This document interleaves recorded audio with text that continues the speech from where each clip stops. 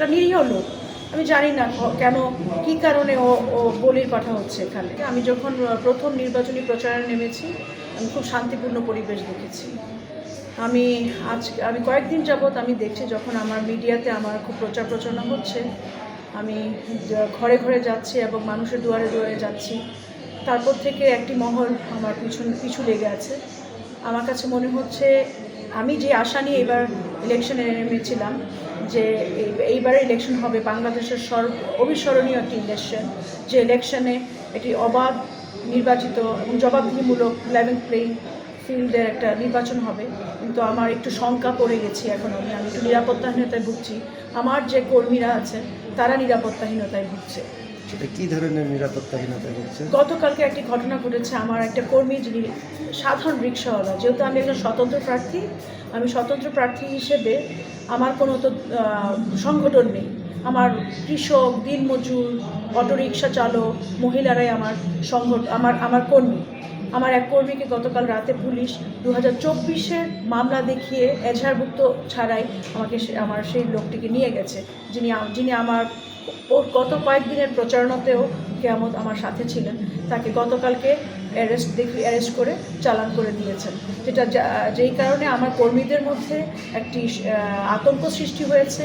এবং যে আতঙ্কটা আমার জন্য আমার নির্বাচনের ক্ষেত্রে প্রভাব পড়বে, কারণ কি ওদের ভয় লাগছে যে পুলিশ তাদেরকে কোন সময় হারাস করে এবং পুলিশ কোন সময় তাদেরকে বিরক্ত করে এবং মামলা ঢুকিয়ে দেয়। সেই ভয়ে তারা আমাকে বারংবার ফোন করছে। এই বিষয়ে অষ্টগ্রাম থানা ওসি কি বলেছেন? আমি ওসির সাথে কথা বলিনি, আমার পিআরও কথা বলেছেন, উনি ফোনটা ধরেননি।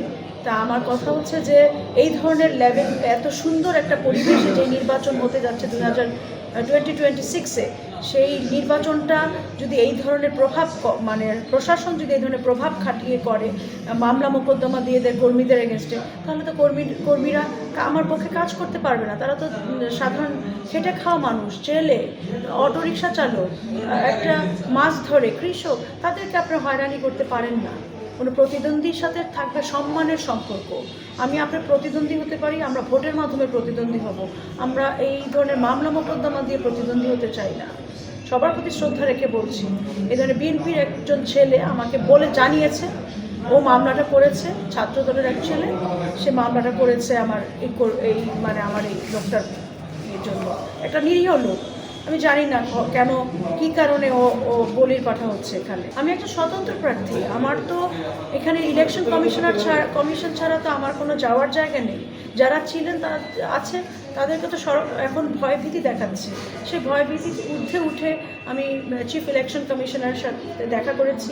উনি অত্যন্ত আমার সাথে সৌহার্দ্যপূর্ণ ব্যবহার করেছেন এবং বলেছেন উনি অ্যাকশনে যাবেন।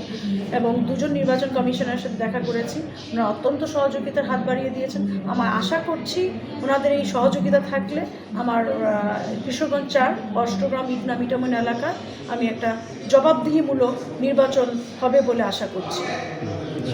আচ্ছা, নিরাপত্তা নিয়ে কোনো শঙ্কা বোধ করছেন? হ্যাঁ, আমি নিরাপত্তা নিয়ে শঙ্কা বোধ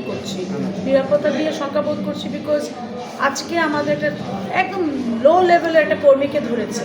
ওনারা টেস্ট করতে চাচ্ছেন যে ওকে ধরে পরবর্তীতে আমার অ্যাকশনটা কী হয়, আমরা কতটুকু শক্তিশালী। আমরা তো শক্তির জন্য, আমরা পেশি শক্তি নিয়ে নামিনি।